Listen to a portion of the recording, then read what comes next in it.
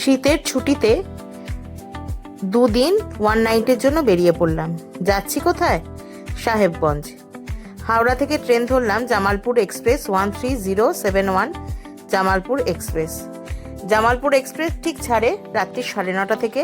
9:30 ট্রেনে উঠে পড়েছি। আর সকালবেলা 3:30 সময় নামানোর কথা, কিন্তু নামালো 3:10। বিফোর টাইম নেবে আমরা ওখান থেকে স্টেশন থেকে বেরিয়ে টোটো পেয়ে গেলাম। টোটো করে চলে গেলাম আমাদের হোটেল নীলিমা প্যালেস। ট্রেন তখনও দাঁড়িয়ে রয়েছে। একটু ঘুমিয়ে সকালবেলা ব্রেকফাস্ট করলাম, আলুর পরোটা আর সঙ্গে গরমা গরম চা। এখানকার দুধের কোয়ালিটি এত ভালো, চায়ের স্বাদটা কিন্তু খুব ভালো ছিল। আর গাড়ি বলাই ছিল। 10:30টার সময় বেরিয়ে পড়লাম। প্রথম ভিজিটিং প্লেস আমাদের বিজলি ঘাট।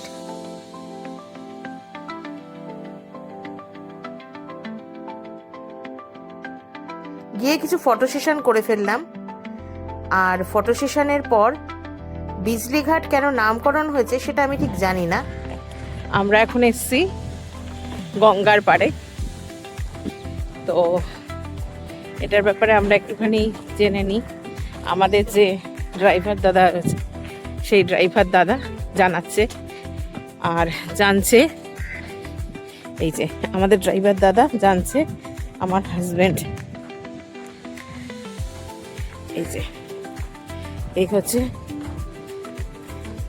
গঙ্গা নদী। এর একটা নাম বললো, আমি এক্ষুনি নামটা বলছি, কিন্তু চতুর্দিকে কুয়াশায় ঢাকা, কুয়াশায় কুয়াশা।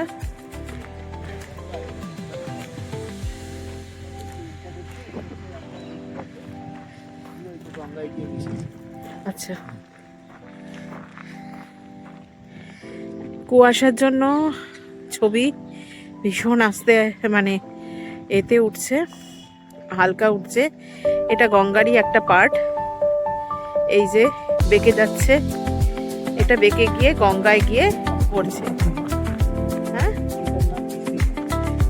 अच्छा, इसका नाम भैया बता रहे हैं बिजली घाट। बिजली घाट नदी शायद इसमें হতে পারে এই জলে প্রচুর তেজ রয়েছে, সেই জন্য এর নাম বিজলি ঘাট। তেজ থাকুক না থাকুক, হাওয়ার তেজ প্রচুর রয়েছে। কানে চাপা দিয়ে দিতে হয়েছে। এই যে আমাদের বিজলি ঘাট নদী, আর ওই যে আমার ছেলে, আর এই হচ্ছে আজকের আমাদের ড্রাইভার দাদা। এখানে প্রচুর গরু মহিষ রয়েছে। তো এই বিজলি ঘাট নদী, বিজলি ঘাট।